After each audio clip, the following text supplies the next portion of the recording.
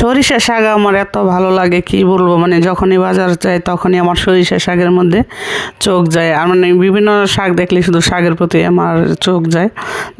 তবে সরষে শাকটার মধ্যে আমার একটু বেশি চোখ যায়। আর যদি সাথে থাকে ফুল ফল, মানে ফুলগুলা ফুটে থাকে, তাহলে তার কোনো কথাই নেই। তো আমি যখনই যাই তখনই আমি নিয়ে আসি। যদিও ভিডিও আমি বেশি করি কিন্তু আমি আপলোড দেই না এই রেসিপিগুলো। আগেও আপলোড দেওয়া আছে সরিষা শাকে। তো সরিষা ক্ষেত দেখতে কিন্তু আরও বেশি ভালো লাগে খাওয়ার। আমার ভালো লাগে, দেখতে পাচ্ছেন সুন্দর সুন্দর ফুল, সবুজ পাতা। তো এই জন্য আমার সবসময় সরিষা ফুল দেখলেই মন খালি বলে নিয়ে আসো নিয়ে আসো। তো বাসায় নিয়ে আসছি, আর দেখতে পাচ্ছেন কি সুন্দর ফুল, একদম তরতাজা ফুল। আর খেতে থেকে মাত্র তুলে নিয়ে আসছিল, তো তার জন্য আরও বেশি পছন্দ হয়েছিল।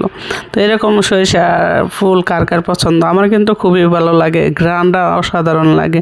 তো চলেন রেসিপিতে চলে যাই। অফ ক্যামেরা সব কিছু কুটে বেছে নিয়েছি।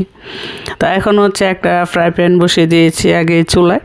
তো এই ফ্রাই প্যানটাতে আমি এখন হচ্ছে সরিষার শাককে আমি সরিষার তেল দিয়ে রান্না করব। যদি অলিভ অয়েল দিয়ে রান্না করলে এটা খুবই আরও ভালো লাগতো, তবে আমি সরিষার শাককে সরিষার তেল দিয়েই রান্না করব।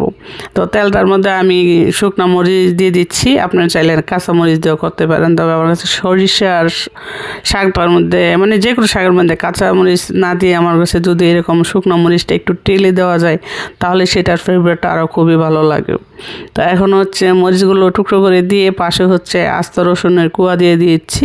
এখানে দেশি রসুন 3টা আমি ছিলে নিয়েছি এবং এগুলোকে কুয়া করে নিয়েছি। আপনি চাইলে ছেঁচা দিয়েও দিতে পারবেন, আবার কুচি করে কেটেও দিতে পারবেন।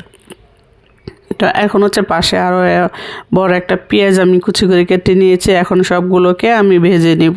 মরিচটা আলাদা রাখছি যাতে মরিচটা আস্তে আস্তে ভাজা হয়, আবার রসুন পেঁয়াজটাও একসাথে আস্তে আস্তে ভাজা হয়ে যায়, কারণ দুইটা একসাথে ভাজা হবে না, সেই জন্য মিশানো হয়নি। তো এখন হচ্ছে একটু লাড়াটাড়া দিয়ে দিচ্ছি। এখন হচ্ছে স্বাদ অনুযায়ী একটু লবণ দিয়ে দিচ্ছি সামান্য, যেহেতু শাক কমই, আমি একা খাবো একবেলা, তো সেই জন্য। তো আপনারা চাইলে আরও বেশি শাকও রান্না করতে পারেন। তো সেম প্রসেসে রান্না করলে কিন্তু খুবই ভালো লাগবে, আমি আশা করি। তো এখন পেঁয়াজ আর শুকনো মরিচটাকে ভালো করে নেড়ে নিয়েছি। এখন হচ্ছে কুচানো সেই সরিষা শাকগুলোকে দিয়ে দিচ্ছি। ফুল সহ আমি কেটে নিয়েছি। আগে ফুলগুলো বেছে আলাদা করে নিয়েছিলাম, কারণ ফুলগুলো তো কচলানো যাবে না, সেই জন্য আমি পাতাগুলোকে আলাদা ধুয়েছি এবং ফুলটাকে আলাদা ধুয়ে কেটে নিয়েছি। এখন হচ্ছে উল্টে পাল্টে নেড়ে দিচ্ছি, কারণ শাক ঢাকা যাবে না। শাক ঢাকলে না মনে করেন একটা অন্যরকম একটা পাকসা কালার চলে আসে, আর সবুজ সবুজ থাকে না। আমার ভিডিওটাতে কিন্তু বেশি একটা কালার বোঝা যাচ্ছে না, যেহেতু রাতের বেলা রান্না করছিলাম, তো সেই জন্য কালারটা সম্পূর্ণ আসে না। যদি দিনের বেলা করতাম তাহলে কিন্তু অসাধারণ একটা কালার আসতো এই শাকের। তো এখন নেড়ে চেড়েছি, খুবই অল্প সময়ে কিন্তু রান্না হয়ে যাবে, পানিটা শুকানোর সাথে সাথেই। চেষ্টা করবেন চুলাটা হাই ফ্লেমে দিয়ে রান্না করতে, কারণ চুলা কমিয়ে দিয়ে রান্না করলে দেখবেন শাক সিদ্ধ হবে বেশি, খেতে ভালো লাগবে না। এখন সামান্য একটুখানি হলুদ দিয়ে দিয়েছি। কথায় আছে সরষেতে হলে ভূত থাকে, মানে রাতের বেলা শাকটাকে রান্না করলে একটু হলুদ দিতে হয়।